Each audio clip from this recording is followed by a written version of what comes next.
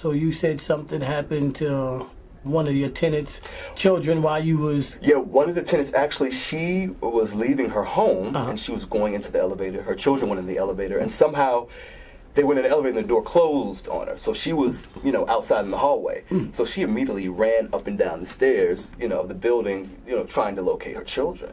They was locked in the elevator? They were in the elevator, yeah. Does the bell work?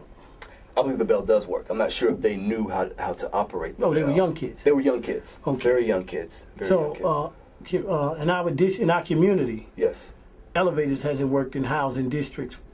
It's always happened. Yes. Elevators break down. Yeah. In other communities, out in Williamsburg, for example, when one of the kids got injured in the elevator, things was changing. Yes.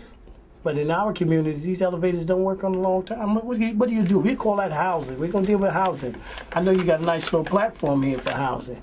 So that's one of the issues up in there. That's housing. In the housing developments, elevators don't work. Yes. What were your plan for the 9th District, Lee?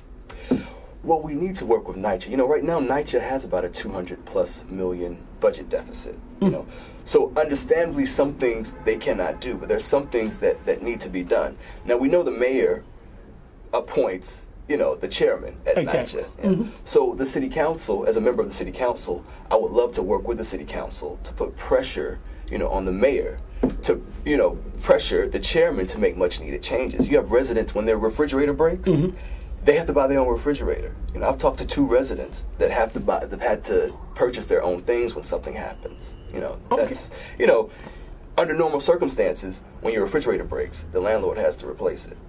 Okay. Yeah. So NYCHA would have to replace it, if the tenant's refrigerator Just for argument's sake, would it be a killer? You live in somebody, what would you say if someone else said, you're living rent-free, I'm not going to say rent-free, but you don't pay light and electricity in some of the housing developments. Okay. What would you say if someone said, it's a refrigerator, buy another one, and take it with you when you leave? Me personally, if I'm working hard. It's hard for me to make my rent or make my payments on my bills. I can't afford a refrigerator. And if you have a family, you have mouths to feed. You know, so no, I need my refrigerator replaced. And you feel the housing development should take care of that? Yeah, it's the landlord. It's the landlord's duty to take care of things of that nature. Yes. Yeah. All right. Yeah. So what else is your plan for housing, brother? What else you have for us? Well, as far as housing, we have to preserve Mitchell-Lama. There's a building, Schaumburg Plaza, which is... Okay, hold on 1 second. I want you to do me a favor. I want you to explain, because part of our program is to teach our community, and we're going to certain things. We start with the basics. For those who don't know, can you explain what Mitchell-Lama program is? The Mitchell-Lama program. The Mitchell-Lama program, it's a state program, and under the Mitchell-Lama program, it provides affordable housing for renters and affordable housing for home buyers. So you have people who have bought homes at a reduced rate under the program, and you have people who have apartments at a reduced rate under the program. And normally the program in the past has lasted 20 years or so, and after becoming members, a landlord will be a member of the Mitchell-Lama program. And after they've done their stint in the program, they can basically opt out of the program. If it's a rental building, they can turn that building into a market rate building. Now, Schaumburg Plaza, which is a former Mitchell-Lama building located at 110th and 5th Avenue, was a Mitchell-Lama building.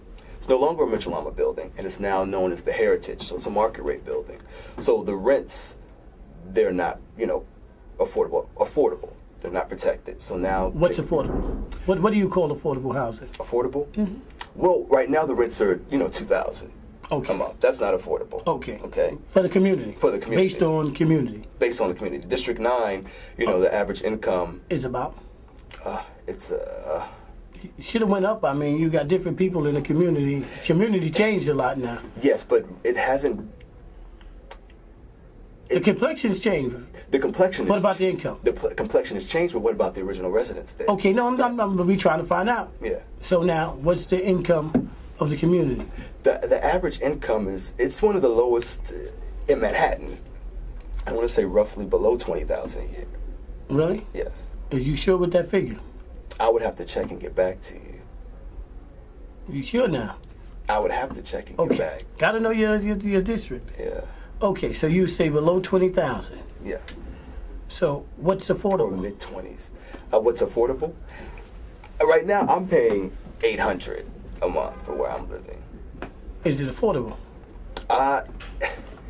No, not for me, it isn't. I mean, I have a roommate. If it was affordable, I'd be living by myself. Okay. Yeah. Okay, so affordable housing, you have a problem with that, and your solution would be? Well, right now, the state is in control of Mitchell-Lama housing. Okay, so it would be in the best interest if the city could take control of the Mitchell-Lama program. Maybe as far as it relates to city residents, it's a lot of rent control and rent stabilization is handled or managed by the state legislature. There's several laws, like the Erstat law, which basically places rent control and rent stabilization law in the hands of the state legislature. So you have state assemblymen and state senators all over the state basically deciding rental policy in New York City. Let's repeal that law. It was enacted by Republican Governor Rockefeller in the 70s. Let's repeal that and bring the control of rent stabilization and rent control back to the city council. Okay. Well, do you have any other plans you have for housing? For housing, we would like to revamp the J51 tax break program. You know, you have landlords that are taking advantage. The J51 tax, it basically is a tax incentive for investors to maintain affordable housing. So, in the example of the Stuyvesant town, you had Tishman Speyer. Just recently, the judge awarded tenants living in that building upwards of $200 million because Tishman Speyer, you know, they were benefiting from these tax incentives, but some of the rental units were taken off of the rent stabilization rolls and made into market rate rents. So the renters, they sued there, and now they're being awarded, you know, $200 million. So how would that help the community of the 9th District? We need to revamp the program and to ensure that landlords who are basically receiving these tax incentives aren't taking the apartments off of, you know, the affordable housing rolls. Okay, well, we're going to switch it up a second here. Okay. And matter of fact, we're going to come back after a quick break from our sponsors. And after that, we're going to come back, and we might even touch up. I should have had my computer here. We might touch up and find out what's your district finances here. So we'll be right back after a brief message from our sponsors.